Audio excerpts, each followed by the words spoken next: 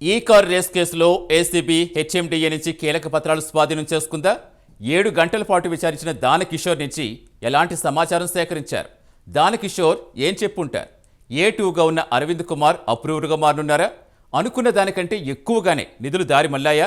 కేటీఆర్కు ఉచ్చు బిగుస్తున్నట్టేనా? ఈ car race case ఇంతగా రచ్చ కావడానికి కారణమేంటి?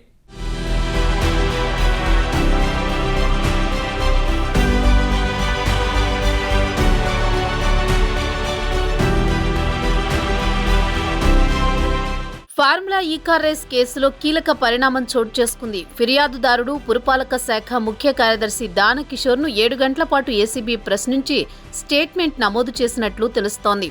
ఈ స్టేట్మెంట్ ఆధారంగా ఏసీబీ ఈ కేసులో మరింత జోరుగా విచారణ మొదలుపెట్టనుంది. మరోవైపు హైకోర్టులో కేటీఆర్ క్వాష్ పిటిషన్ వేసిన సంగతి తెలిసిందే. దీంతో ఏసీబీ సేకరించిన సమాచారాన్ని హైకోర్టుకు సమర్పించనుంది. మరోవైపు త్వరలో కేటీఆర్ అరవింద్ కుమార్లకు నోటీసులు జారీ చేయనుంది. దానకిషోర్ స్టేట్మెంట్ ఆధారంగానే ఇద్దరిని ప్రశ్నించే అవకాశం ఉంది. అలాగే ఆయన నుంచి తీసుకున్న డాక్యుమెంట్లను వాళ్ల ముందు ఉంచే అవకాశం ఉంది. ఇక ఈ వ్యవహారంలో ఇప్పటికే దానకిషోర్ తెలంగాణ ప్రభుత్వానికి వివరణ ఇచ్చారు.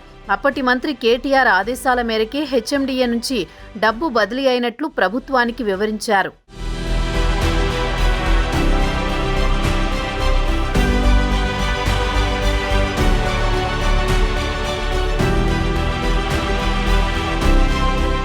ఫార్ములా రేస్ పూర్వాపరాలు, అనుమతి లేకుండా హెచ్ఎండిఏ ఒప్పందం చేసుకోవడం, ఆర్బీఐ అనుమతి లేకుండా 46 కోట్ల మేర విదేశీ కరెన్సీ చెల్లించడం వంటి వ్యవహారాలపై పురపాలక శాఖ ముఖ్య కార్యదర్శి దానకిషోర్ ఫిర్యాదు మేరకు ఏసీబీ ఇప్పటికే కేసు నమోదు చేసిన విషయం తెలిసిందే. ఇందులో కేటీఆర్తో పాటు పురపాలక శాఖ అప్పటి ప్రత్యేక ప్రధాన కార్యదర్శి అరవింద్ కుమార్ను, అప్పటి చీఫ్ ఇంజనీర్ను బాధ్యులుగా పేర్కొన్నారు. ఫార్ములా ఈ రేసింగ్కు సంబంధించి నిబంధనలకు విరుద్ధంగా విదేశీ కంపెనీలకు నిధుల విడుదల, అవినీతి కోణాలపై నమోదు చేసిన కేసులో ఏసీబీ దూకుడు పెంచుతోంది. మరోవైపు సీనియర్ ఐఏఎస్ అధికారి అరవింద్ కుమార్ ఈ కేసులో అప్రూవర్గా మారేందుకు ప్రయత్నించినట్లు తెలిసింది. ఈ మేరకు అధికారిక వర్గాల్లో జోరుగా చర్చలు సాగుతున్నాయి. ఈ కేసులో తనను అరెస్ట్ చేయకుండా చూడాలంటూ ఆయన ఢిల్లీ స్థాయిలో ప్రయత్నాలు చేస్తున్నట్టు చెబుతున్నారు. తనకు కావలసిన వారి ద్వారా ఆయన ప్రభుత్వంలోని పెద్దలతో రాజీ ప్రయత్నాలు మొదలుపెట్టినట్టు సమాచారం.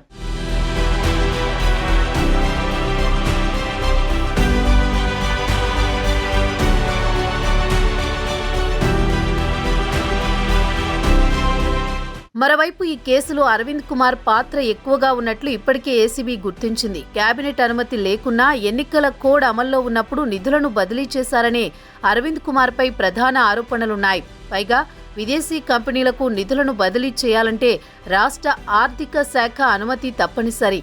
డబ్బును విదేశీ మారక ద్రవ్యంలో చెల్లింపులు చేసేటప్పుడు ఆర్బీఐ అనుమతి కూడా అవసరం. అయితే మున్సిపల్ అడ్మినిస్ట్రేషన్ ముఖ్య కార్యదర్శి హోదాలో అరవింద్ కుమార్ తొలుత నిధులను బదిలీ చేసి ఆ తర్వాత ఒప్పందాలు చేసుకున్నట్లు ఏసీబీ గుర్తించింది. దీంతో ఏసీబీ తొలుత అరవింద్ కుమార్ను విచారించే అవకాశాలు కనిపిస్తున్నాయి. ఆయన పాత్రపై బలమైన ఆధారాలను సేకరించిన ఏసీబీ ఇప్పటికే ముఖ్యమంత్రికి సైతం ఓ నివేదికను అందజేసింది.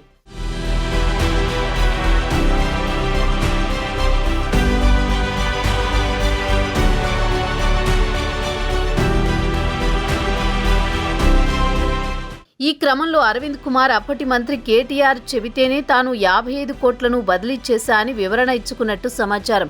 ఏది ఏమైనా A2గా ఉన్న అరవింద్ అరెస్టు కూడా తప్పదని చెబుతున్నారు న్యాయ నిపుణులు.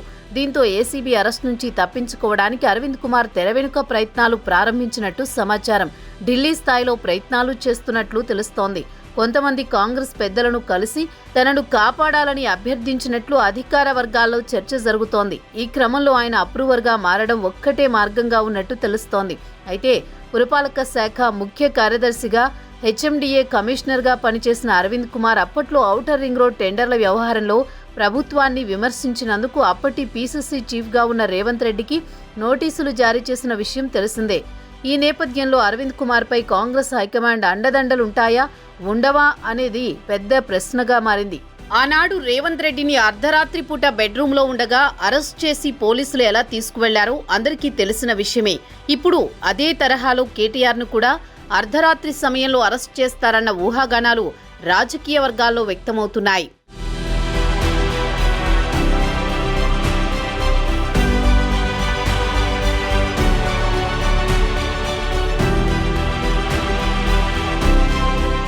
మరోవైపు కేటీఆర్ కంటే ముందే అరవింద్ కుమార్ను విచారించి ఆయన ఇచ్చే వాంగ్మూలం మేరకు కేటీఆర్కు నోటీసులు జారీ చేసే దిశలో ఏసీబీ వేగంగా పావులు కదుపుతున్నట్టు సమాచారం.